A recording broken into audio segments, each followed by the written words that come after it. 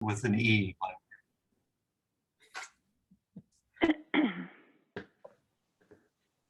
Funny. That's okay, Mina. Yes. Being recorded. Thank you. Well, the alternative is leave, you know, so.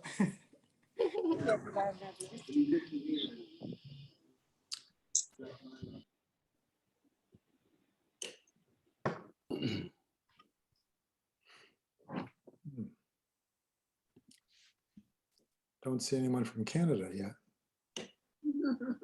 Yep, we've got folks from Canada. Nancy June, aloha. Yeah, I missed them. aloha to How are you you? and to Ilona Weinstein from Montreal. Oh, Ilona Weinstein, are you there? I think so. Oh, there. Yes. Where is she? The purple flowers. Oh, she probably knows my parents. Yes, I do. Nora and Brad. Yes. Oh my goodness. Mhm. And Jeddi. Hey, Elda. Nice to see you, Lynn. Yes, nice to see you too.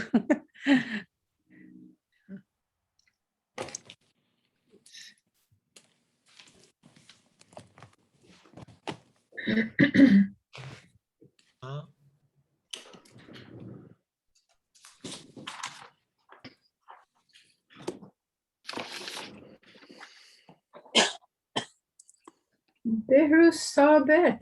Hello. Hello. Hello. Yes. Haven't seen you since Monday.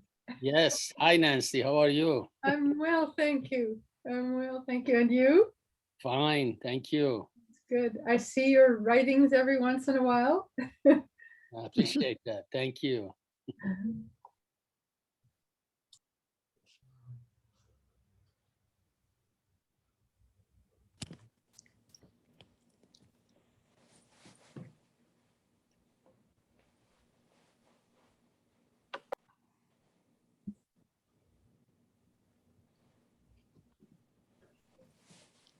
Don Lawrence, are you going to do the intro when we're ready to get started? Thought we were going to have a video devotional beforehand. I didn't know if Nancy had set that up or not. Nancy She did. Thomas. She sent me, I have one song from Nancy, a 5-minute long song. You just tell me when you're ready and I can get that started. All right. We've been holding at 35 screens for the last minute, I guess, haven't we? Yeah. Well, we get started then. All right. Devotional, I'll do the introduction, if that's all right.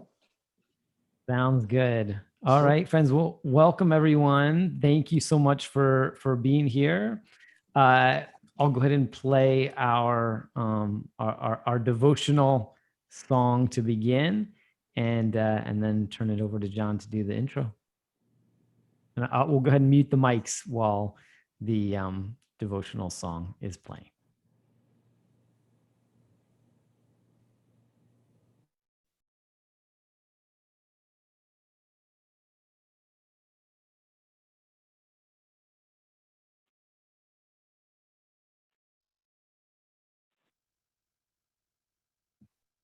Everyone see that okay on the screen?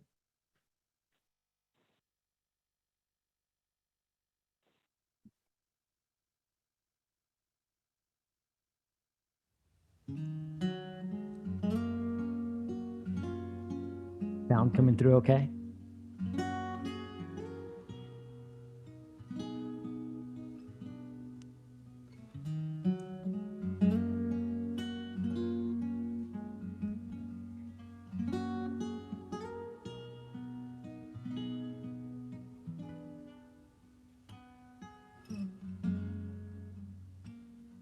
There was a man from far away.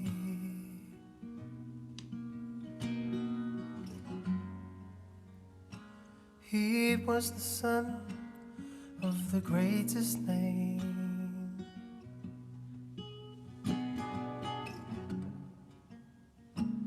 He taught us all how to love each other.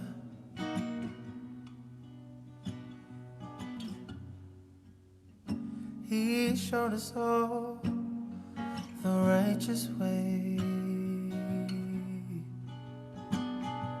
The perfect example.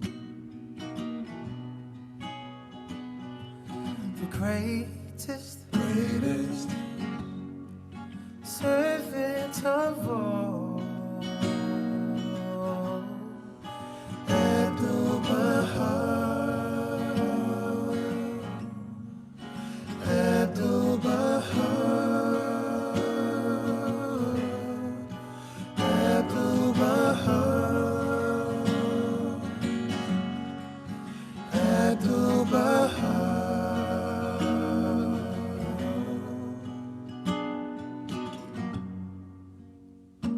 Like a flame burning in the dark,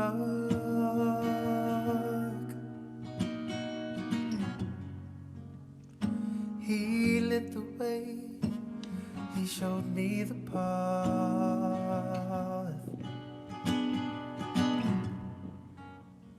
And everywhere he went, he showed love to all.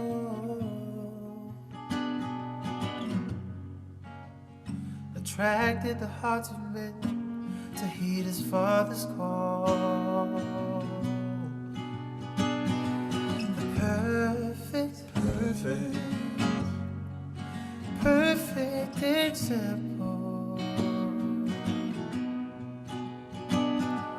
The greatest servant of all. Abdu'l-Baha, Abdu'l-Baha,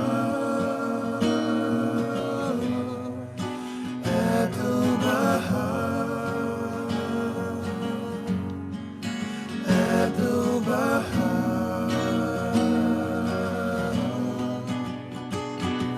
He taught me how to love, he taught me how to teach. He's everything that I look up to, he's everything that I need. He taught me how to love, he taught me how to teach. He's everything that I look up to, he's everything that I need. He taught me how to love, he taught me how to teach.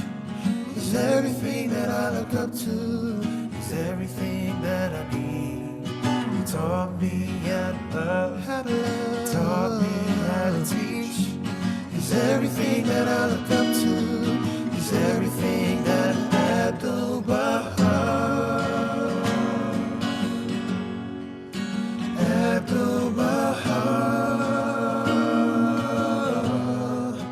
Abdu'l-Baha, Abdu'l-Baha, Abdu'l-Baha, Abdu'l-Baha. Taught me how to love, taught me how to teach. He's everything that I look up to. Abdu'l-Baha, Abdu'l-Baha, Abdu'l-Baha.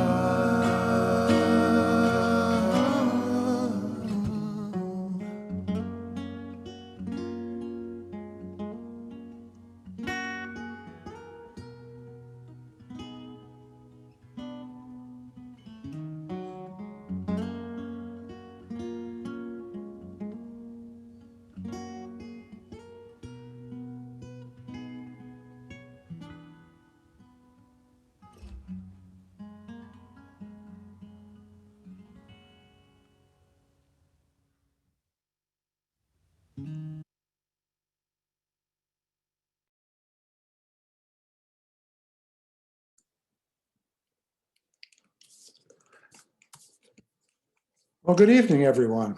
And thank you for coming out tonight. And the Baha'i community here in Louisville wants to thank you for being part of this series of presentations on Abdu'l-Bahá and this centenary of his passing 100 years ago in 1921, the year of my dad's birth.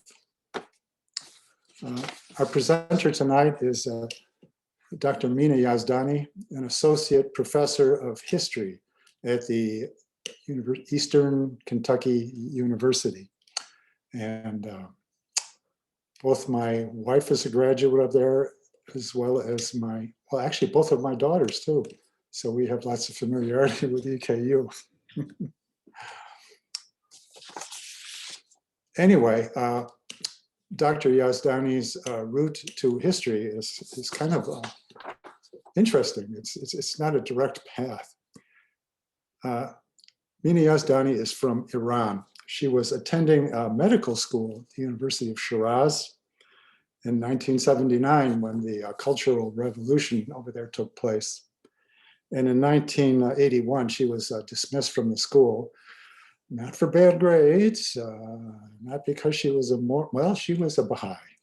And I guess that was enough reason. She was dismissed from the school. But she was a person who obviously wanted to better herself and continued studying and studying.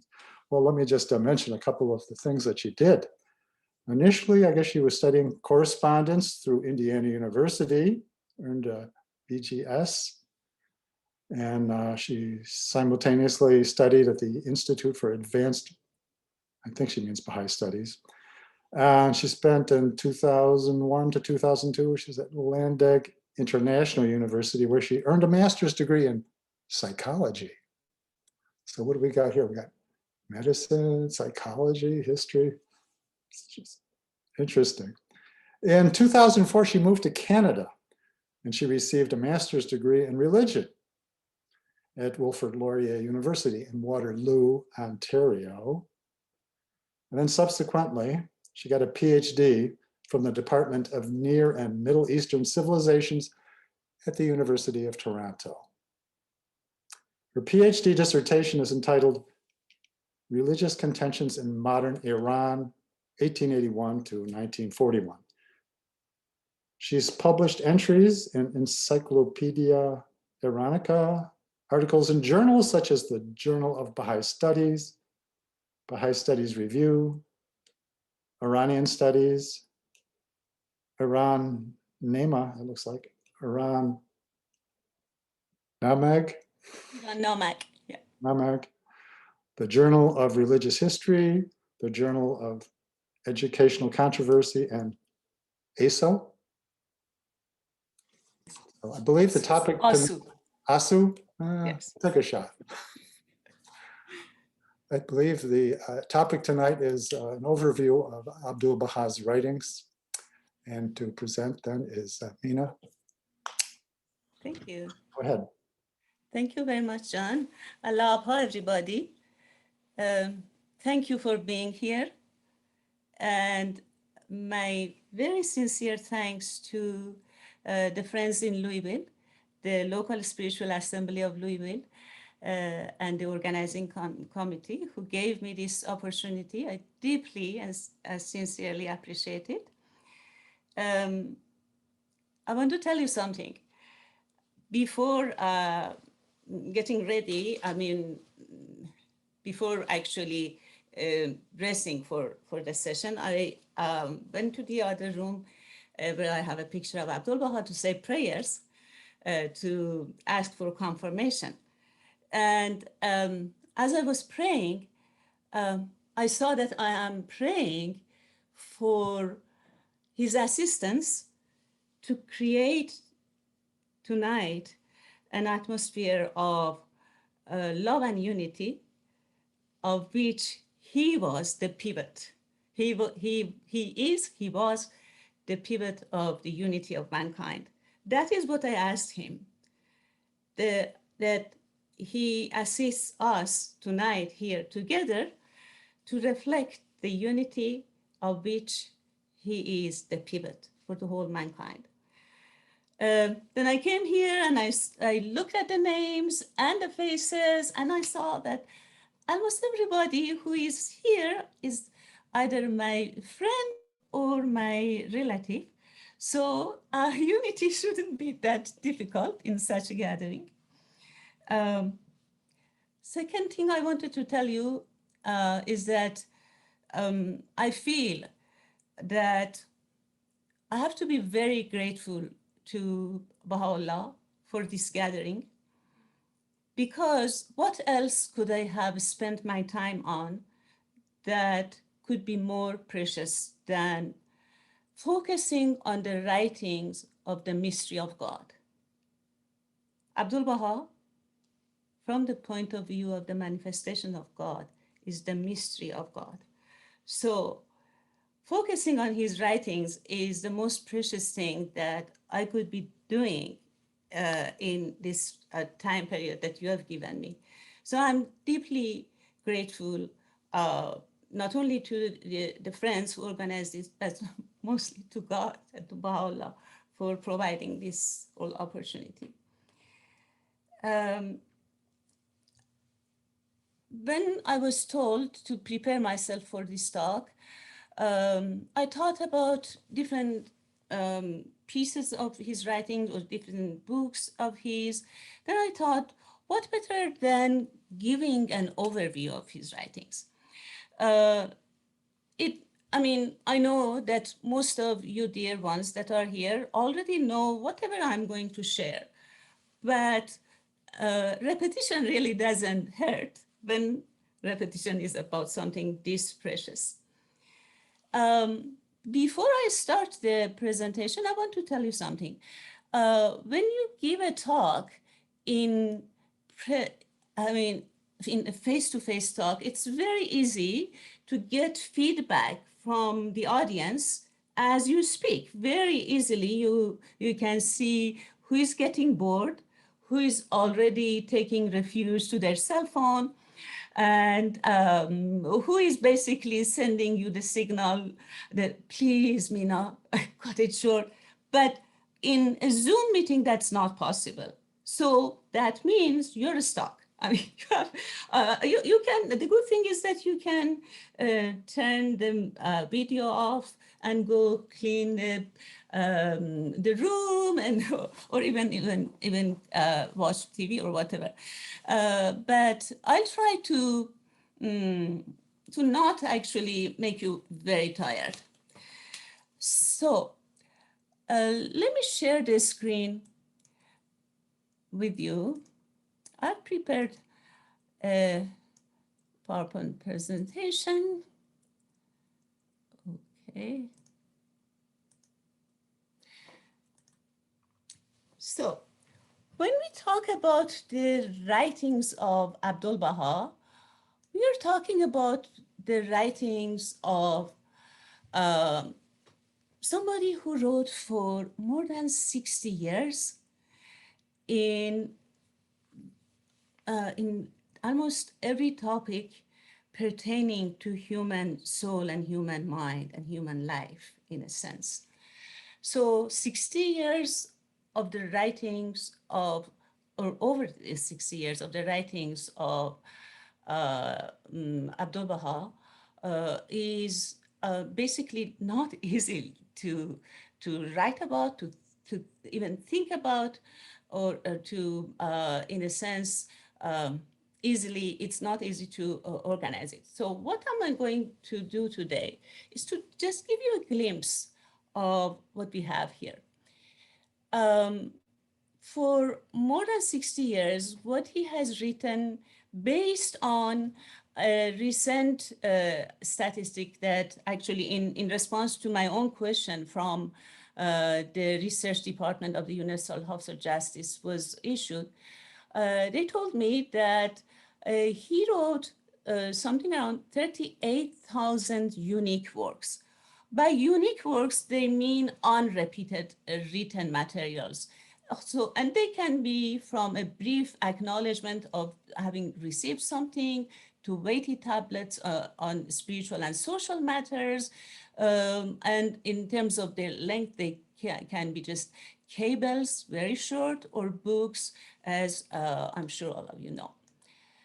The types of his writings include his books, the shorter works that we call treatises, and the tablets, his letters addressed to groups, to individuals, to societies, and utterances, that is oral manifestation of his wisdom and knowledge, that then have been basically transcribed and authorized, as we'll see, in 3 volumes of Khatabat, or his speeches, some answered questions, and memorials of the faithful. All of these I'm going to talk about in a little bit more explanation. Then his poems, and then, of course, his prayers. He wrote in 3 languages, Persian, Arabic, and Turkish. 82% of his works are either in Persian or mixed Arabic and Persian, meaning you have tablets, part of which is Persian and part in Arabic. And then purely Arabic tablets comprise 16% of his works, and only 2% in Turkish. I have to tell you that there are general considerations that we have to have in mind when we think about the writings of Abdu'l-Baha. Number one, and from my point of view, is the most important point to understand this, that it can be claimed that there is nothing in the writings and the speeches of Abdu'l-Baha that does not have its roots in the writings of Baha'u'llah himself. In other words, whatever he writes about is based on his knowledge and inspiration from the writings of Baha'u'llah. Number 2 is that his writings are, in a sense, really quite related to the Quran. It is very difficult to find a piece of his writings that does not have any relation with the Quran. Well, some of them are just allusions, some are quotations from the Quran, but as I said, it is as if you can say that as if the Quran, sometimes I think about it in these terms, as if the Quran is interwoven really in his writings. And then characteristically, his writings are full of poems, tales, parables, similitudes from the Persian literature, Arabic literature, and the cultures with which he has been familiar. How to study his writings? Really, the best way to approach any writing of Abdu'l-Baha is to go to the Guardian, to go particularly to Guardian's God Passes By, and see his description of any of his writings of Abdu'l-Baha, and of course other central figures, Baha'u'llah and the Bab too. You know that the Guardian usually describes the main works of the central figures after he covers their lives in God Passes By. In other words, by reading Shoghi Effendi, Shoghi Effendi's description on Abdu'l-Baha's works, we can realize the status of each piece of writing of Abdu'l-Baha in the Baha'i canon. We'll see some of what I'm trying to convey here in my talk. Okay, now, how I'm going to continue. There are many ways of giving you a general overview of the writings of Abdu'l-Baha, of course. One way is to go by a chronological order and make periods, divide his life into different periods and talk about them. When you do this kind of periodization, like any other periodization in history, it can be to some degree arbitrary, meaning depending on the criteria that you choose, your periodization can differ. So, but there should be some logic, some reliable reason for the for the criteria that you're choosing. You'll see my criteria very soon. So,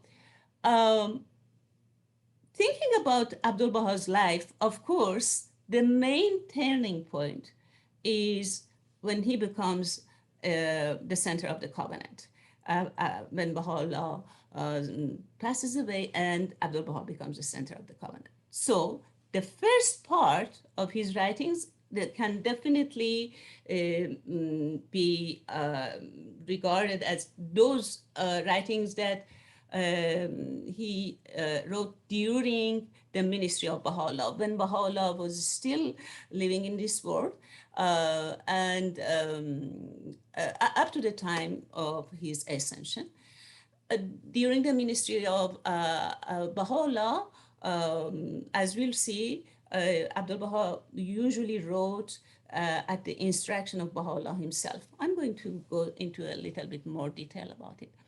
Then the writings that he wrote during his own ministry, after he became the center of the covenant of Baha'u'llah, the head of the Baha'i community of the time, at the time, and the interpreter of the writings of Baha'u'llah. Then we have a very important turning point, that is his travels to the West. We'll see that Abdu'l-Bahá's travels to the West are so important and so significant that it really makes sense to look at those 3 years as a separate period in his life.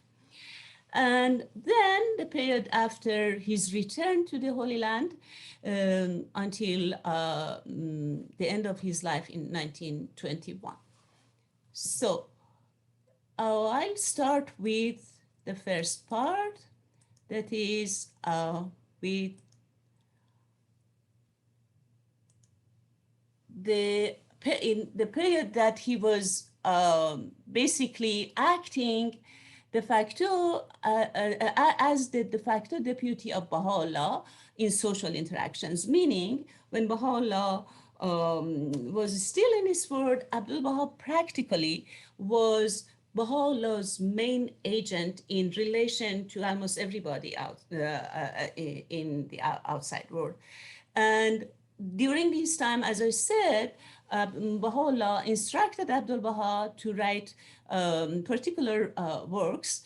And the first work that we have from Abdu'l-Bahá, the earliest record and published writings of his, pertains to the period that we all know, that is the period of Rizwan, when for 12 days, Baha'u'llah and his family were in the garden of Najib Pasha, that later on was known as Rizwan. During those 12 days, Abdu'l-Bahá wrote a letter to a relative in Mazandaran, explaining to him what has happened to Baha'u'llah and his family, and particularly he focuses on the attempt of the government of Iran for the past 3 years for returning Baha'u'llah to Iran. And when when this did not materialize, he goes on and explains about how they're going to exile Baha'u'llah from Baghdad to Istanbul. So that's the topic of the letter. And this letter is fortunately available in its entirety, and it's published in Persian. Part of it has been translated by The Guardian and appears in God Passes By. Then the main writings during this period, the period of the ministry of Baha'u'llah, when Abdu'l-Bahá is writing under Baha'u'llah's instruction, we can see 3 main series of work.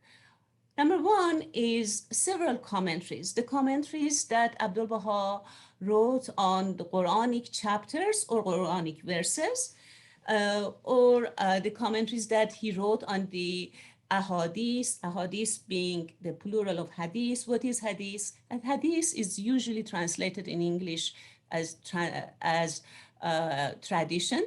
And by hadith in Islamic studies, they mean the words or stories of the life of the Prophet, or when it comes to Shiism, also the Imams. So some of these ahadith that are considered valid are very important in the Baha'i faith as well. And Abdu'l-Baha wrote commentaries on some of them. And then his commentaries of 2 verses of the Bab's Qayyum al-Asma, the commentary on the Surah of Joseph. Now, when it comes to his commentaries on the Quranic chapters, there is a bit of very interesting history behind it. During their time in Akka, Baha'u'llah wanted Abdu'l-Baha to hold Quranic classes to study Quran, to teach the Quran in Akka. And some scholars have suggested that what we have available of Abdu'l-Baha's commentaries on the Quranic chapters or verses are basically the fruit of those classes. Very interesting. At the end of the hour, we will have some time for questions and answers, so I won't focus on the commentaries, but if there is something particularly interesting for you in this regard, we can get back to them at the end during the question and answers.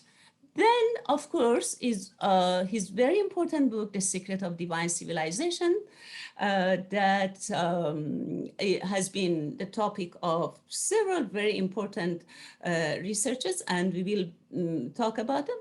And then another book, A Traveler's Narrative.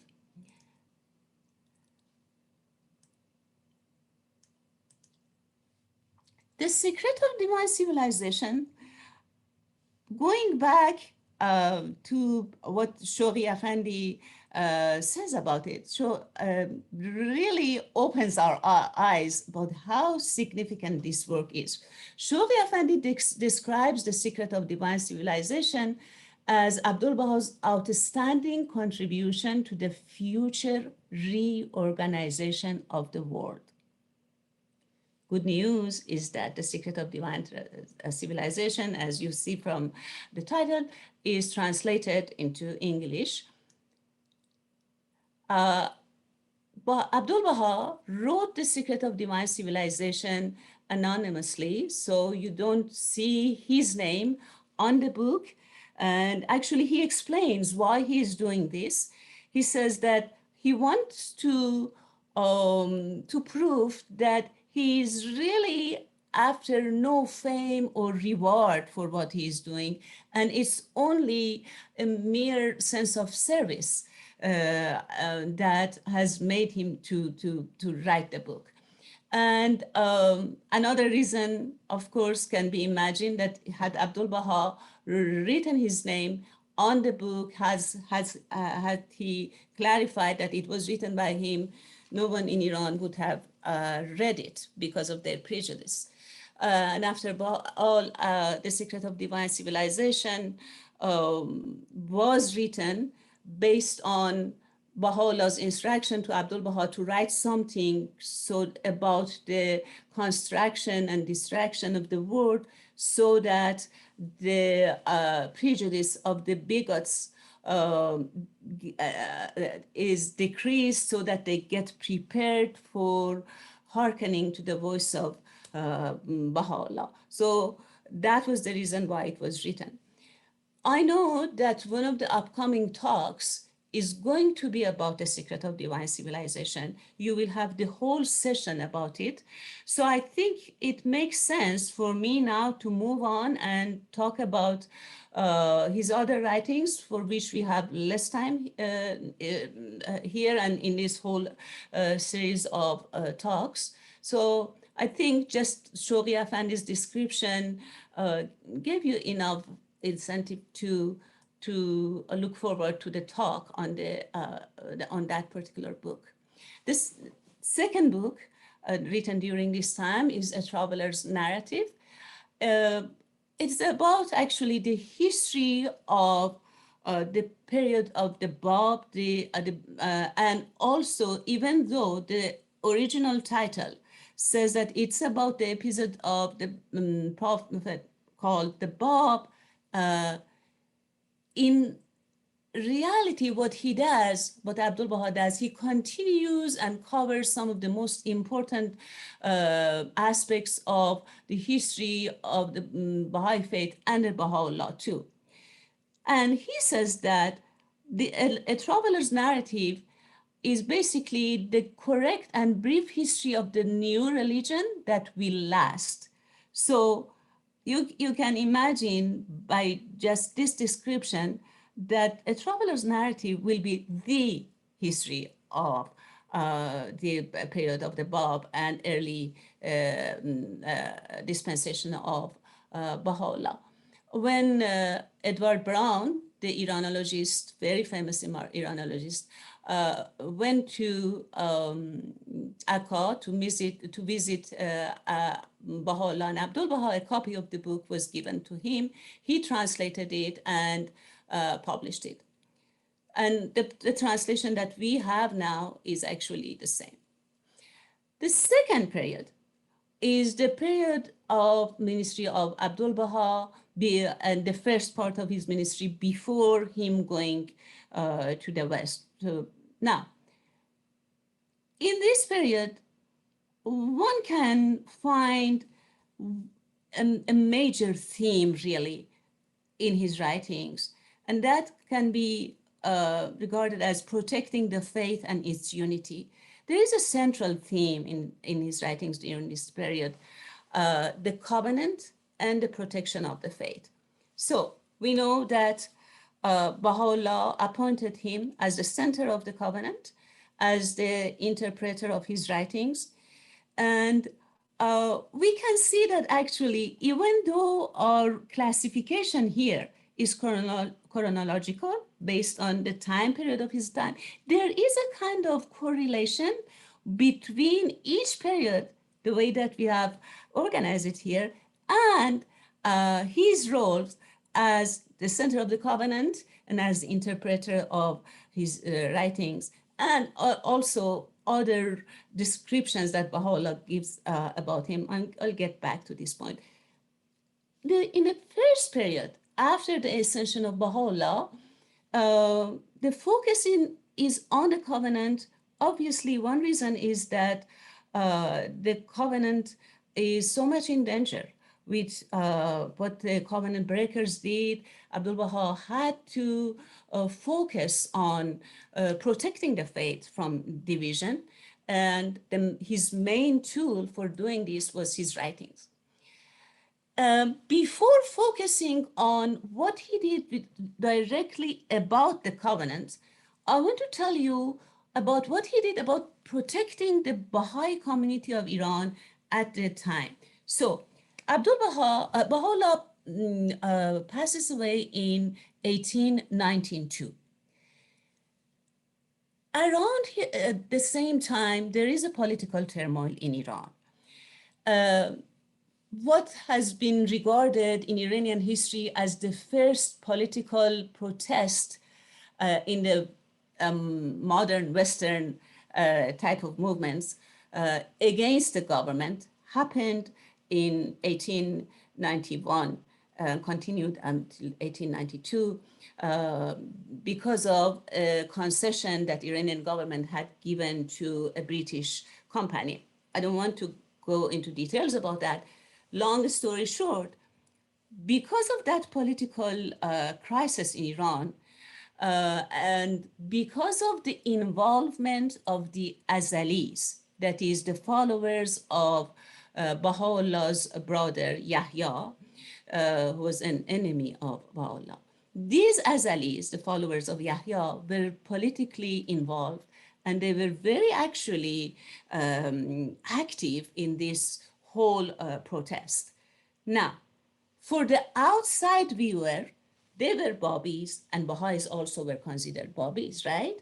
For at that time in Iran, the general public and maybe even the government could not really clearly distinguish between Baha'is and Azalis. And now Azalis are acting against the government.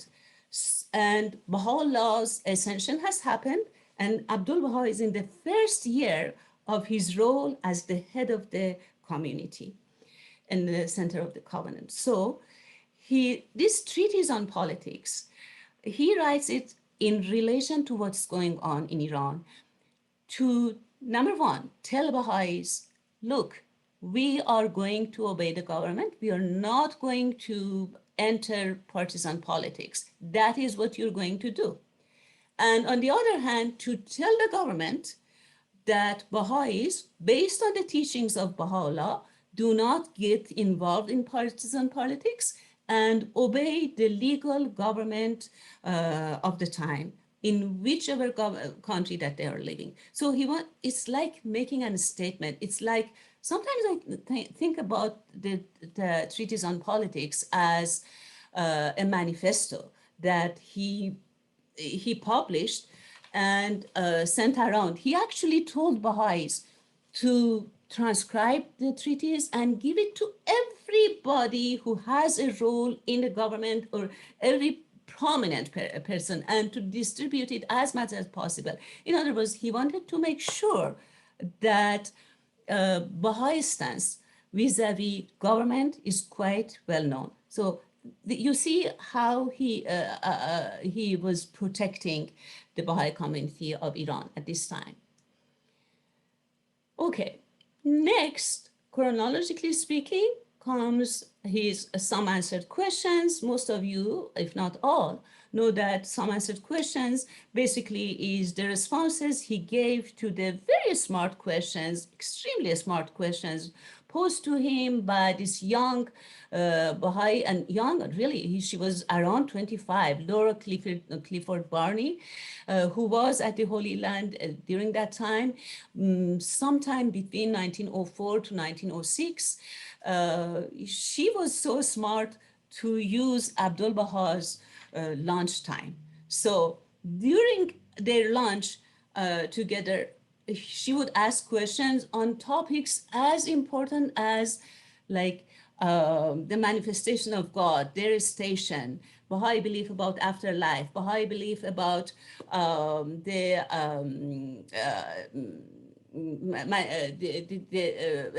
scientific topics of the time, like evolution, Baha'i ideas about the workers' strikes. First of all, Laura Clifford Barney was obviously very well read, very socially involved. So she really touched upon extremely important topics to ask Abdu'l-Baha about.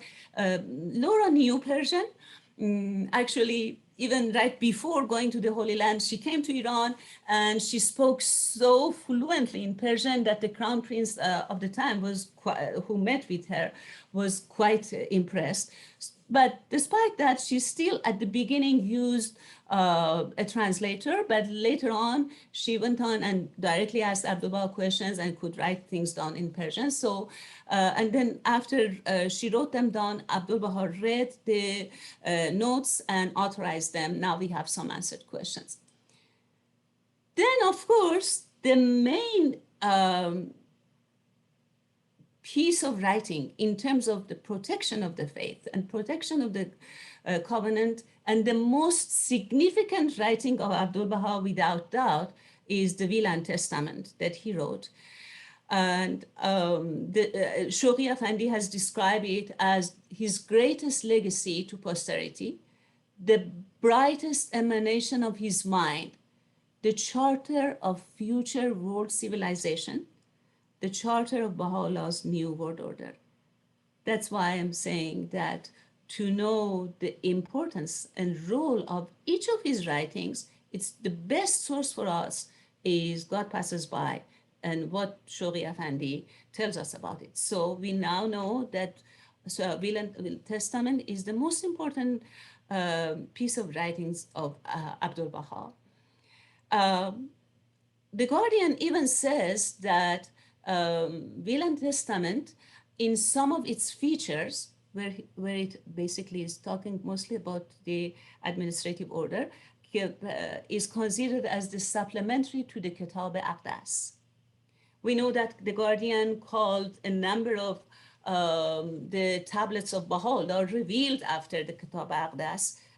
He called them the supplementary, the tablets supplementary to the Kitab Aqdas. The only work written by, not written by Baha'u'llah himself, is Will and Testament, that shares that status, being supplementary to the Kitab Aqdas. When did he write it? Well, the Will and Testament doesn't have dates on it. It's written all in his own hands, not by his secretaries, because it was basically confidential. But from clues inside the text, we can see that the first part was written in 1905 or early 1906, and the second and third parts in 1907, when his life was in danger. When, because of what the covenant breakers had done, basically because of the calumnies inflicted upon him by Muhammad Ali, that he basically had told the government that Abdu'l-Baha was going to rise against the government, and his life was in danger because there were rumors that he might even be executed. He wrote the Will and Testament there. Okay, now the next series of the next work that I'm going to talk about is a series of work, the tablets or makatib. Well, he wrote tablets, letters, almost all of his life. So why am I putting it when in this time period? Because most of his tablets were written during this time period, during the time of his ministry, and when he was basically leading the Baha'i community around the world. And as I said, his tablets are to individuals, to groups of people, and to institutions, both Baha'is and non-Baha'is. And in Persian and Arabic, Shoghi Effendi used the word alwah, or in singular law, for these works. And later he himself translated this term to tablets. That's what we have now. I mean, it's the Guardian using that translation. Abdu'l-Baha wrote tablets or dictated tablets almost every day since his youth. And what I want to share with you is something from the memoirs of Yunus Khan Afrokhte, who was in his presence for 9 years. He said that you could see Abdu'l-Baha dictating tablets in Arabic to a secretary, writing a tablet at the same time by his own hand in Persian while talking to his visitors in Turkish. If you don't believe me, go read Yunus Khan Afrokhta's memoirs. It's translated into English, 9 years memories of Akka. How many tablets he wrote? Well, the statistics of 1983 says 27 tablets. What I gave you at the beginning included many more things, almost everything issued from his pen. Tablets in the sense that we are talking about right now, letters, and all the statistics is 27,000. Some of his most important tablets during this time period, as I said, the focus is on the covenant. So we see 2 long tablets that are known as the tablets of 1,000 verses, focus on the covenant. One is addressed to the greatest Baha'i scholar of the 1st century, Abul Fazl Gulpayegani, and the other is addressed to another Baha'i called Jalil Meskarkhoui. All explanation about his role as the center of the covenant, based on the writings of Baha'u'llah, and an explanation on the problems created by Muhammad Ali, the arch covenant breaker. And then we see the tablets pertaining to the Iranian constitutional revolution, a major political upheaval going on in Iran between 1905 to 1911. All of a sudden, the Baha'i community is faced with an uprising, a revolution. Previously, they had seen some crisis. Now they are seeing a revolution. And this revolution is about basically weakening the dynasty that has been so cruel to the central figures of the faith. Should they join the revolution? Of course, Abdu'l-Baha says no. So Abdu'l-Baha actually, on a daily basis, issues tablets for the Baha'is of Iran during this time. Baha'i who wrote a history on the constitutional revolution tells us that within 9 months, Abdu'l-Baha wrote something around 200 tablets on this topic, telling Baha'is what to do and what not to do. And I can tell you, having been blessed to spend many years of my life just focusing on this topic, now I think I am in a position to tell you that Abdu'l-Baha saved the Baha'i community of Iran from a huge massacre through those tablets. Otherwise, as Abdu'l-Baha himself says, Baha'is would have been scapegoated in the political crisis that was going on. That is, now you see why I dare to call the central theme of the tablets during this time, covenant and protection of the faith. And then there are this very famous tablet called the 2 Calls to Success and Prosperity that look at the date, 1908.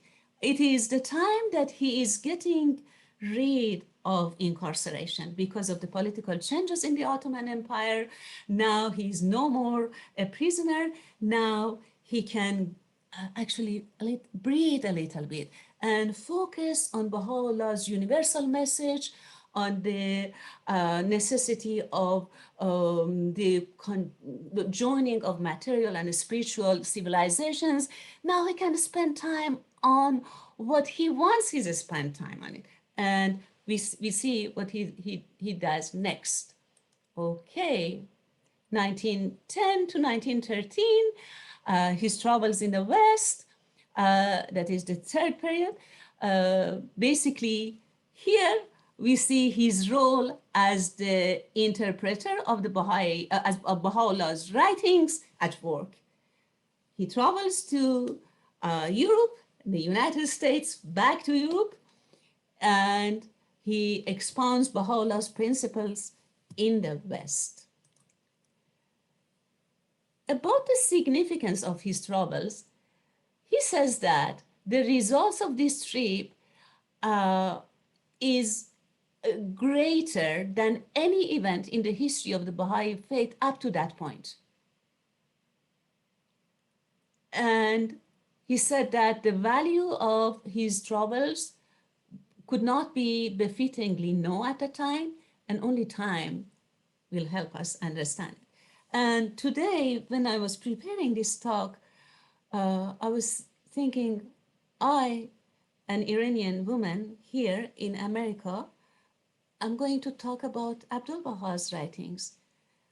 Had it not been because of his travels, how much that would have been possible, I really don't know. In a sense, his travels changed the world by creating this nucleus of Baha'i community in the West.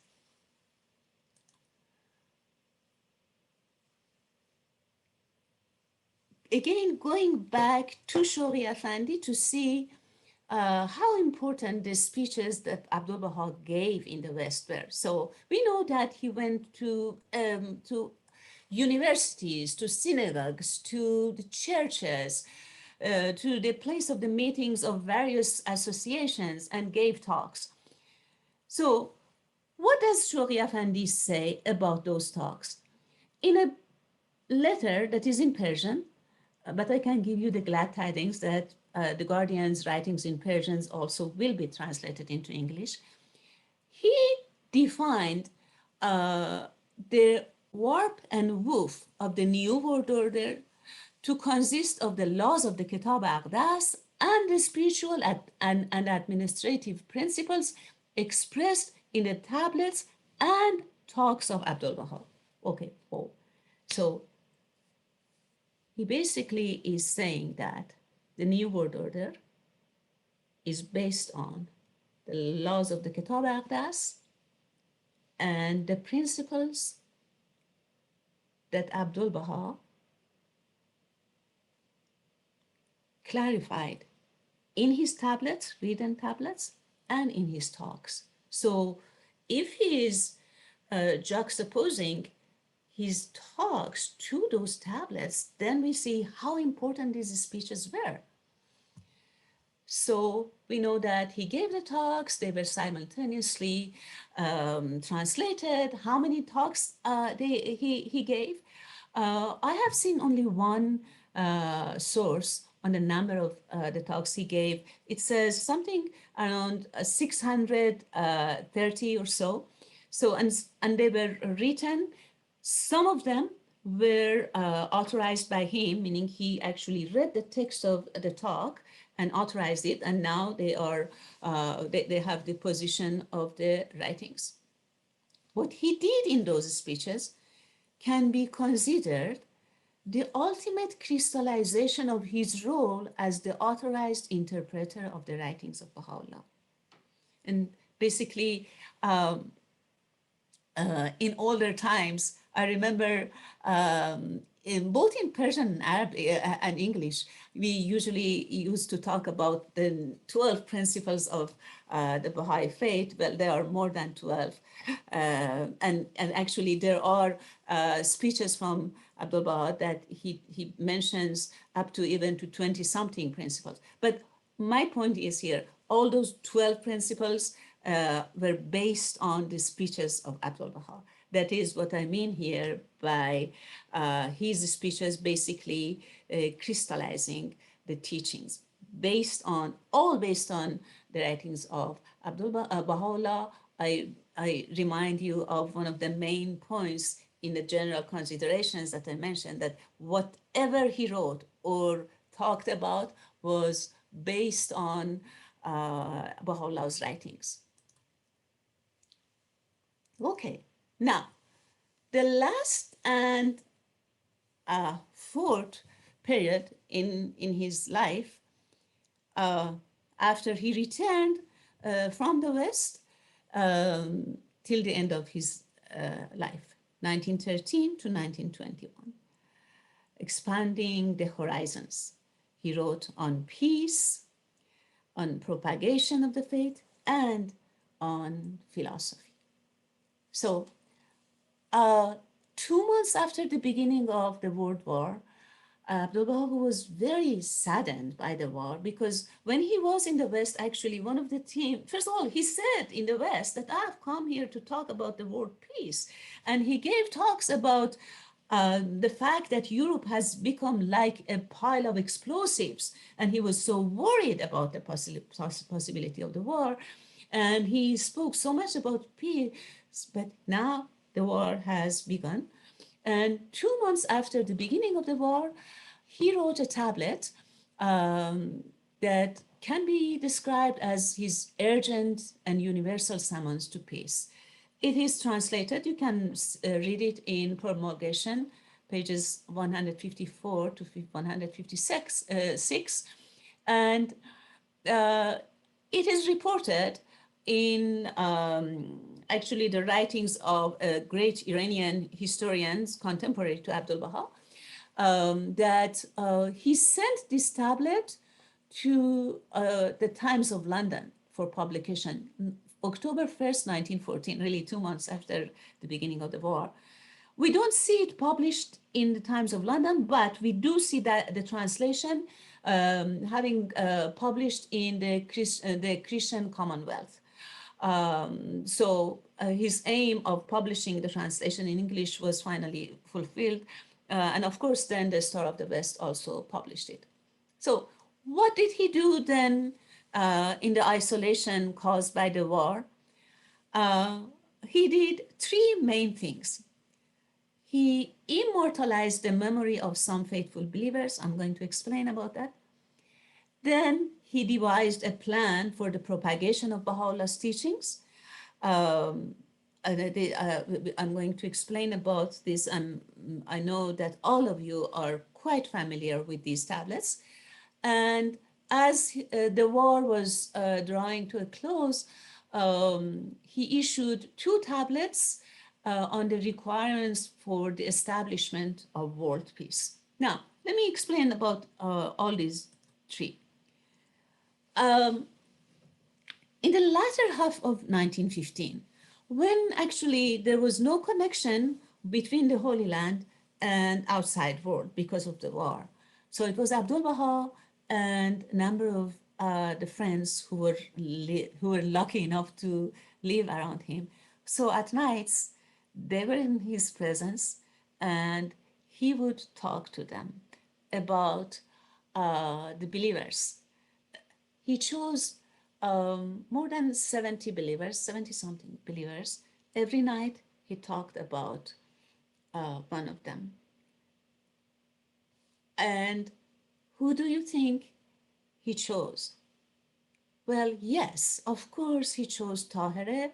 Of course he chose some of the hands of the cause of God. But the beauty of the talks and the book that resulted with it was that he talked about the cook, the gardener, the most humble Baha'is who had served the faith. He had one criterion: dedication to the faith. He immortalized the memory of the gardener who just planted the gardens in the Holy Land, or the cook who prepared the food. So memorials of the faithful actually, as a Baha'i scholar puts it, it democratizes history. History in the most democratic possible way of narrating it. Remembering people based on the values that they had, not based on their position, status, wealth. So there is a lot in Memorials of the Faithful to learn from.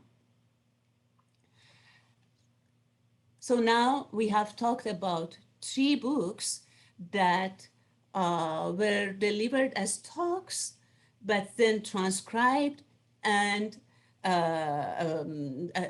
they gained the value of written materials by him. So because you know that had he not authenticated them, we usually in the Baha'i faith, we only focus on the written materials. But these three are now considered as valid as written materials because he authenticated them.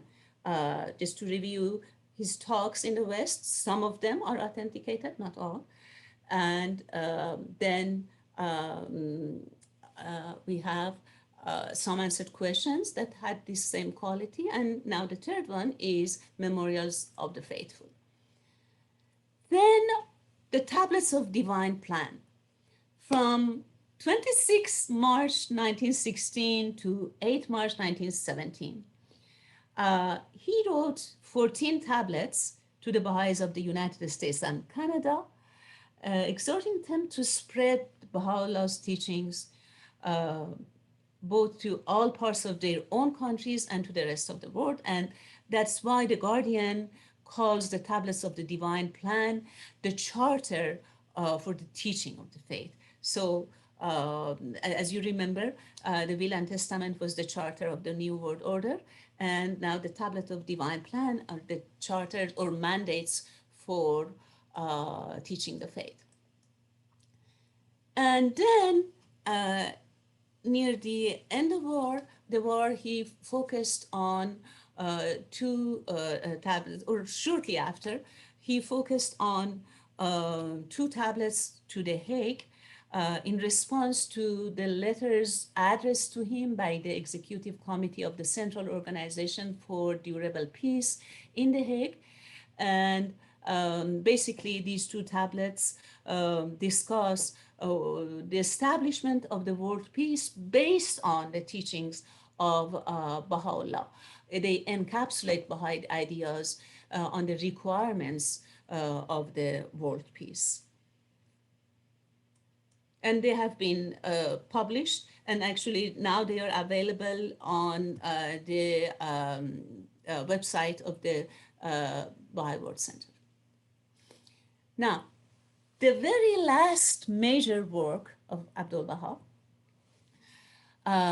is a significant philosophical work in response to August Forel, who was a scientist himself, a Swiss scientist. He was a psychiatrist and entomologist, meaning he was a specialist of ants. And he had major questions regarding the existence of human mind, the existence of God. And he wrote those questions, and he was wondering whether it was possible, because he was extremely impressed by social teachings of Baha'u'llah. And he wanted to know if it was possible to be a Baha'i and endorse those social teachings without believing in a spirit and in God. And so he asked those questions from Abdu'l-Baha, and in response, this mighty tablet was revealed.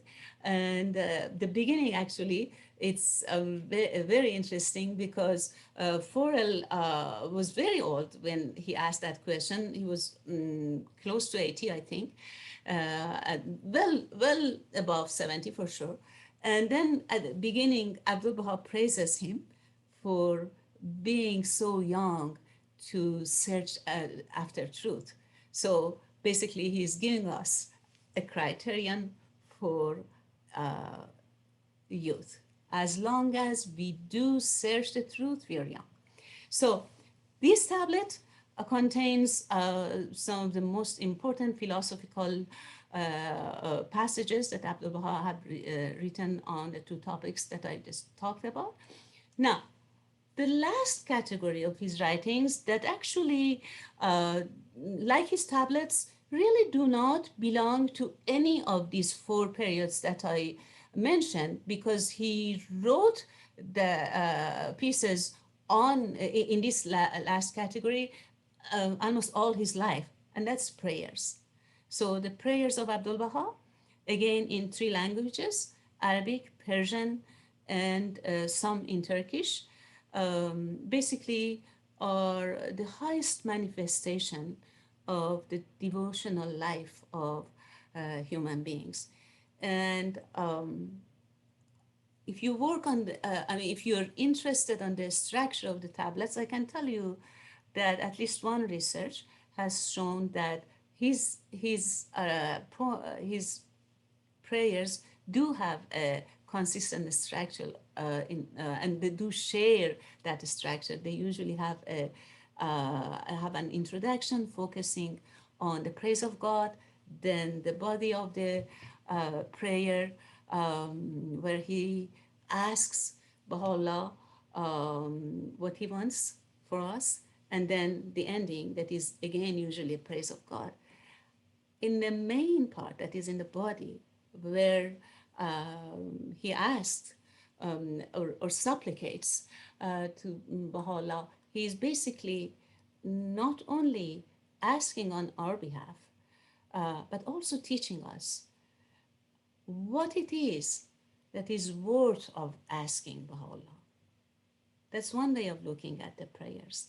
What it is, what aspects of life are important enough to go to the threshold of Baha'u'llah and ask for. On that note, I want to close the talk, and just I want to wrap up by remembering that over 60 years, he wrote, he gave speeches on various topics, from biblical interpretation, Quranic interpretation, mysticism, philosophy, socio-political thought, 19th and early 20th century social, scientific, and political questions, the history of Iran, the history of religion, the history of the world, and also liturgical literature. So very vast areas and diverse areas were covered in his writings. Still, they are largely unexplored, even by those who speak his language. And the body of his writings presents untapped resources in all of these areas that I mentioned for posterity. It is really left for future generations to appreciate fully the breadth and depth of knowledge imbued in his works and the station of the soul who penned them. Thank you.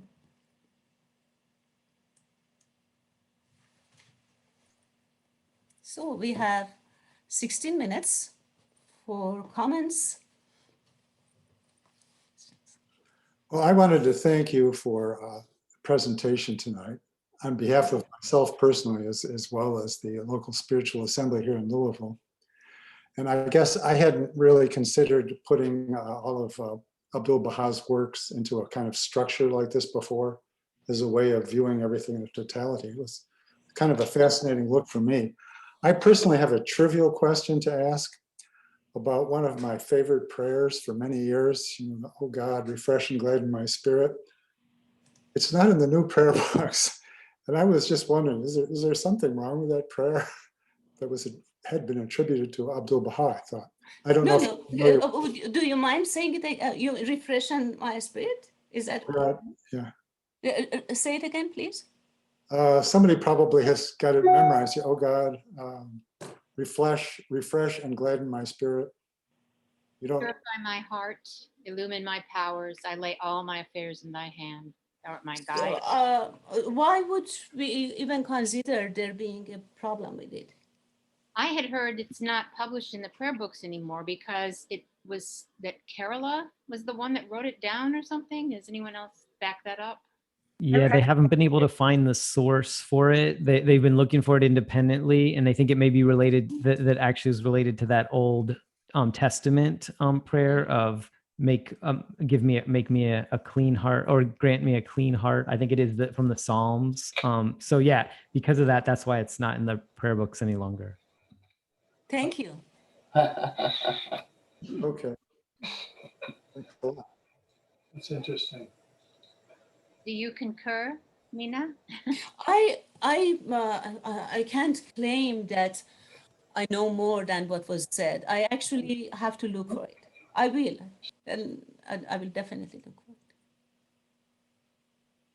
It's okay. Thoughts, questions? Dr. Rezvani has her hand up. Okay, and yes, sorry. I wanted to thank you very much, Dr. Yazdani, for such an comprehensive talk, really, out of your comprehensive research. It was so great. And I was wondering if you are going to write this somewhere, because I haven't seen such a thing, chronological and so comprehensive, talking about the Abdu'l-Baha's writings and role in the Baha'i faith. Yeah, thank you for that question. Actually, yes, I have read, this is actually, what I said was a summary of this paper. that has been written to be published in an upcoming book on, the title actually is The Word of Baha'i Faith. It's going to be published by Routledge. Actually, it is for non-Baha'i audience, and it's a collection of articles that Dr. Robert Stockman is editing.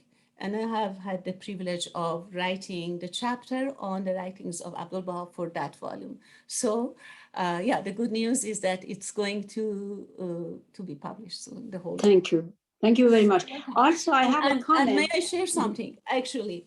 But even before that, there is a masterpiece, really, written by Dr. Amin Banani in 1970.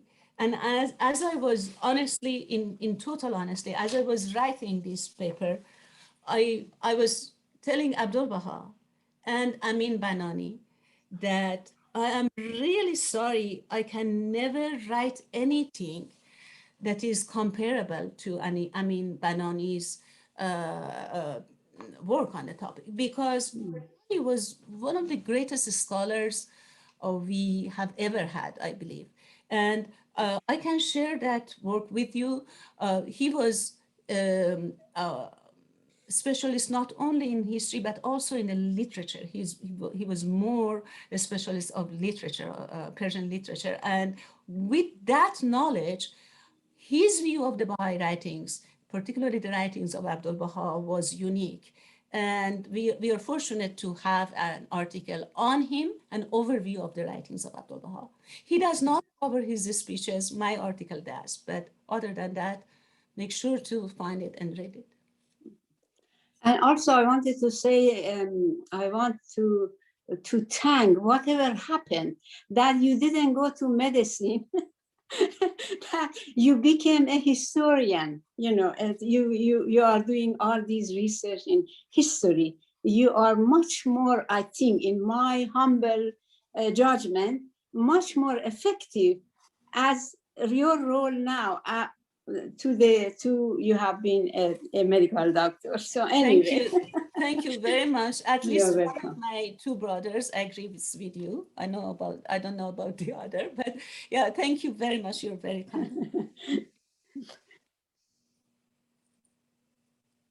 Chuck and Natalie, I think you were going to say something and the mic was closed. We didn't hear you. Okay. And Ann Perry has her hand up too. Well, I just love the talk. Thank you so much. And Thank you, Anne. thank you for reminding us of that the Amin Banani piece. But your talk reminded me about how so many approaches to Abdu'l-Baha are possible and important, that all of us can only hold part of who he was in our minds, whether we approach him logically or through his stories or through the details of his travels. We have so much to gain. It's an endless preoccupation. And one book that I've found especially inspiring lately is this book called Ambassadors of Humanity, which has so many first-person accounts by people who met him or described him. And I think all of this year is about accumulating more knowledge, but also how can we live the life better, more clearly, more purposefully, and take his admonitions to heart. And of course, that's a lifetime preoccupation. But thank you so much. It was wonderful. You're very welcome, and thank you very much for your kind words. One of the friends has asked me what the name of the scholar was. It was Dr. Amin Banani, and what I can do. I mean, I see that there is interest. There are many people. Yes, Amin Banani, and I can send a copy of that article. It's not a great copy, but I mean, in terms of the quality of the process of copying them. So I can send a copy to either John or to a member of the assembly, whoever who wants, so that they can share it with you. Great. Yeah. Okay, very good. So can I say something now that we have a little bit, I mean, we have 8 minutes. We're timing this very carefully. So what is the most significant work, written work of Abdu'l-Bahá? Will and Testament. Will and Testament. Will and Yeah. Testament. Will and Testament. Very good. Why? I cannot say which one. But yeah, of course, we know that it is very significant because the Guardian says so, that the Guardian says, Charter of the New World Order. yeah, of course. So just this is a reiteration of the fact that the best place to start reading about the writings is the Guardian's God Passes By. Finding that the passage is usually very dense, in which he describes each single significant work from the central figures. That's always the place to start. Thank you very much. It seems that no one has any other. There's one more question. Judy has her hand up. Judy? I was just going to say that in the past, at least on the registration cards of the American Baha'is, it used to say that you basically believe in everything that is in Abdu'l-Bahá's Will and Testament. I don't think that's on there anymore, but that used to be a piece of signing your card. Wow. Actually, today I was thinking, perhaps I should have focused just on the Will and Testament of Abdu'l-Bahá. I mean, I hope that some speaker in future, one of the future speakers, if there is more room, I mean, I know that already everybody has their own topic, focuses on the Will and Testament, particularly this year, 1921. Yeah. Book 8.1 really talks about the Will and Testament and the covenant and everything, and that's a really good place to focus this year. Yeah. Okay. So I see that friends from Louisville are here, from Lexington are here, from Southern Indiana. Dr. Manshadi, I guess you're from Southern Indiana, are here. And of course, my family from all around the United States and a friend from California. Thank you so much for being here. Thank you. Dr. Yazdani. Yes, Aloha. Aloha. Thank you so There's much. one Aloha, question. thank you. There's one question from Masood, I think. It says, how do you see Abdu'l-Bahá in relation to the prophecies of the past holy books? That with the coming of the promised one, the perfect human being will be created. Wow. Well, to dare to talk about such a topic, I have to do research. But the first thing that comes to my mind that I would like to share, but with that, just one disclaimer that I'm relying on my memory. So the words might be not exact, but the first thing that comes to my mind is a passage from the Bab. In one of his writings, he asks, do you know who is the first one to believe in him whom God shall make manifest? Then he answers, the mystery of God.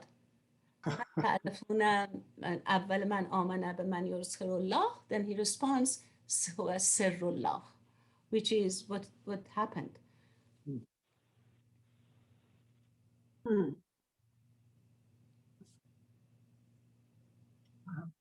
Thank you. You're welcome, Alariza. Okay, I think we have been very careful of time. Thank you. Thank you so much. Thank you, Mina. That was wonderful. You're welcome. Thank you for Very being great here. talk. Thank you so Really much. appreciate it. Yeah. Yes. Thank you. Thank you. Maybe, you're welcome. Maybe if you don't mind, John, I am now transgressing my limits, interfering in your work, but May I ask one of the friends to please say a closing prayer? One of the traditions that we had in Iran that I really miss is that we not only used to open every Baha'i session with a prayer, but we also close it with a prayer, which was very effective in continuing the spirituality. Beautiful. Thank you. Where is John? I think, John's working on it. okay, thank you.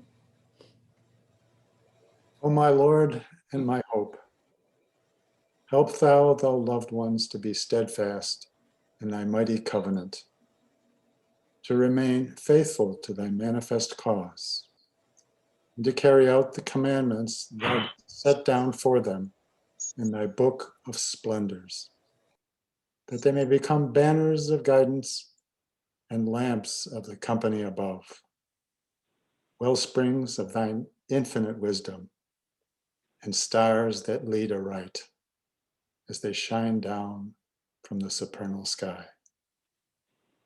Verily art thou the invincible, the almighty, the all-powerful.